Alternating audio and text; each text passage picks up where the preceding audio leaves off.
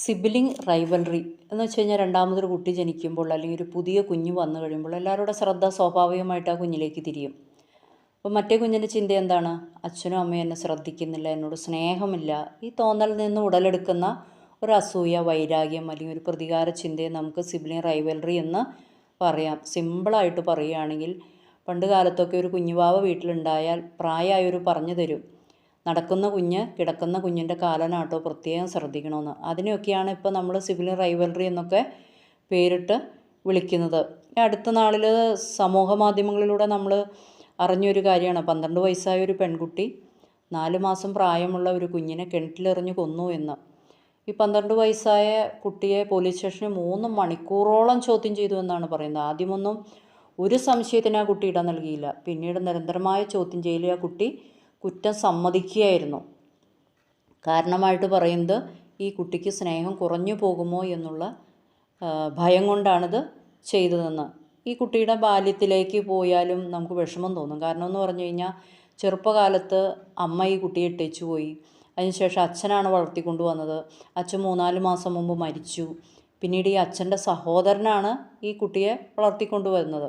ഈ അച്ഛൻ്റെ സഹോദരൻ്റെ കുഞ്ഞിനെയാണ് ഈ കുട്ടി കിണറ്റിലെറിഞ്ഞ് കൊന്നത്. അപ്പോൾ ഈ 12 വയസ്സായ പെൺകുട്ടി ഓൾറെഡി ഒരു മൈക്രോ ട്രോമയിലൂടെയാണ് കടന്നു പോകുന്നത്.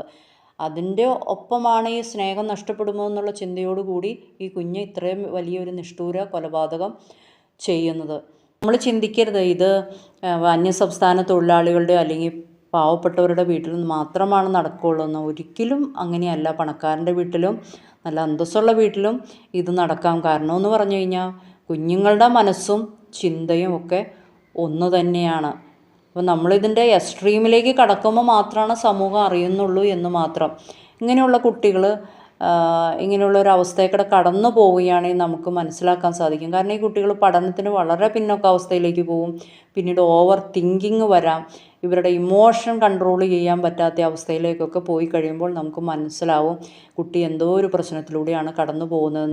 അങ്ങനെയുള്ള സിറ്റുവേഷനിൽ ആ കുഞ്ഞിൻ്റെ കൂടെ കൂടുതൽ സമയം ചെലവിടാനും കൂടുതൽ ശ്രദ്ധ കൊടുക്കുവാനും ശ്രമിക്കുക. ഇനി നിങ്ങളെക്കൊണ്ട് ഇത് കൈകാര്യം ചെയ്യാൻ സാധിക്കുന്നില്ലെങ്കിൽ നിങ്ങളൊരു പ്രൊഫഷണലിൻ്റെ സപ്പോർട്ട് നേടുക. ഇതിലെല്ലാത്തിലും ഉപരി ഇപ്പം നമ്മളൊരു രണ്ടാമത്തെ ഒരു കുഞ്ഞിന് വേണ്ടി പ്ലാൻ ചെയ്യുന്നുണ്ടെങ്കിൽ ആ രണ്ടാമത്തെ കുഞ്ഞിൻ്റെ വരവിനായിട്ട് ആദ്യത്തെ കുട്ടിയെ ഒരുക്കുക എന്നുള്ളതാണ് നമ്മൾക്കിതിനകത്ത് ചെയ്യാൻ പറ്റുന്ന ഏറ്റവും നല്ല സൊല്യൂഷൻ. പിന്നെ